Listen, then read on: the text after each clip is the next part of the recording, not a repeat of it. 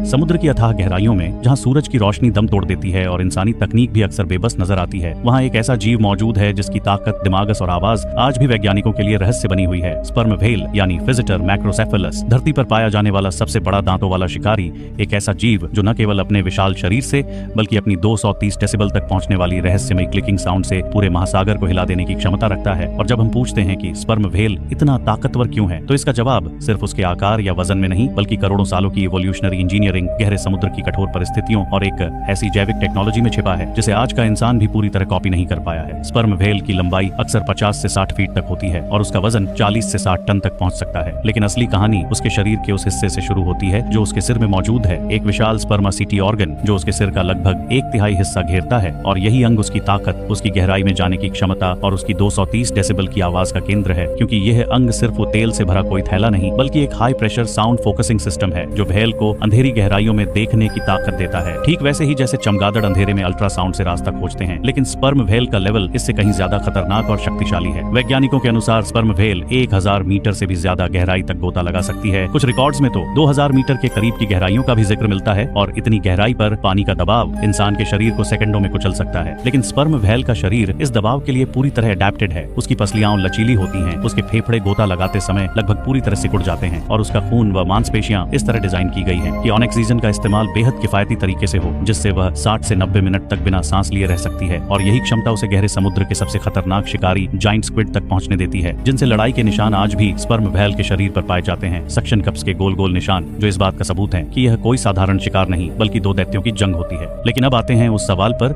जिसने इस वीडियो का टाइटल बनाया, 230 डेसिबल की आवाज का रहस्य। सबसे पहले यह समझना जरूरी है कि डेसिबल स्केल लॉगरिदमिक होता है, यानी 230 डेसिबल कोई मामूली बढ़ोतरी नहीं बल्कि इंसानी कानों की सहनशक्ति से कहीं आगे की चीज है।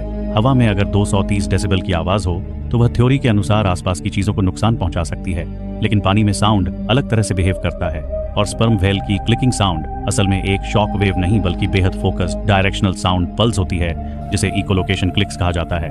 और इन क्लिक्स की तीव्रता इतनी ज्यादा होती है कि वैज्ञानिक मानते हैं ये धरती पर किसी भी जानवर द्वारा पैदा की गई सबसे तेज प्राकृतिक आवाजों में से एक है। स्पर्म व्हेल यह आवाज अपने शिकार को देखने के लिए इस्तेमाल करती है। ये क्लिक्स पानी में भेजती है जो किसी वस्तु से टकराकर वापस आती हैं और उसके दिमाग में एक 3 डायमेंशनल मैप बन जाता है, जिससे उसे पता चलता है कि शिकार कितना बड़ा है, कितनी दूर है और किस दिशा में जा रहा है। और यही तकनीक उसे पूरी तरह अंधेरे में भी एक परफेक्ट शिकारी बनाती है। लेकिन कहानी यहीं खत्म नहीं होती, क्योंकि कुछ वैज्ञानिकों का मानना है कि इतनी ताकतवर आवाज का इस्तेमाल सिर्फ देखने के लिए ही नहीं बल्कि शिकार को अस्थायी रूप से स्तब्ध करने के लिए भी किया जा सकता है। यानी जब 230 डेसिबल के आसपास की क्लिक्स किसी स्क्विड या मछली पर फोकस होती हैं, तो उसके नर्वस सिस्टम पर असर पड़ सकता है, जिससे वह कुछ पलों के लिए सुन्न हो जाए। और यही वो पल होता है जब स्पर्म व्हेल हमला करती है। हालांकि यह विषय अभी भी रिसर्च के दौर में है और वैज्ञानिक समुदाय में इस पर बहस चलती रहती है, लेकिन इसमें कोई शक नहीं कि स्पर्म व्हेल की आवाज उसकी ताकत का सबसे बड़ा हथियार है। अब अगर हम उसके दिमाग की बात करें तो स्पर्म व्हेल का दिमाग धरती पर किसी भी जानवर के दिमाग से बड़ा होता है, लगभग 7.8 किलोग्राम तक।